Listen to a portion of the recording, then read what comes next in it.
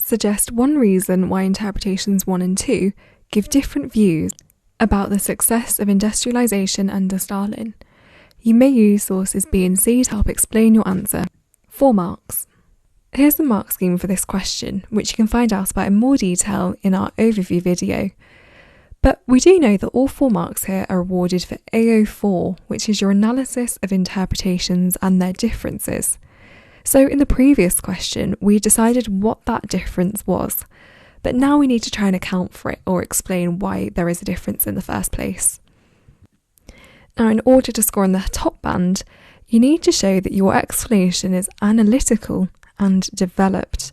So that means that you've stated your reason for why you think there might be a difference, and you've explained it in detail. You've linked it back to the question.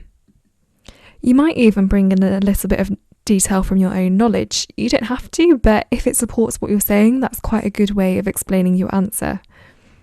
You've stayed relevant and focused on the question, and you've structured it in a way that's easy for the examiner to follow. It's really clear what you're trying to say. There are lots of different points you could have made here, so as long as what you say is relevant and correct, the examiner will award you the mark. But let's take a look at an example. So you might have said that the interpretations could have utilised different sources.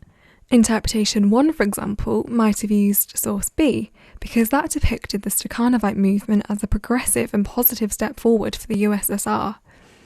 Interpretation 2, on the other hand, could have utilised source C, because that was more sceptical about the achievements of Stalin's industrialisation and the impact it had on Soviet people.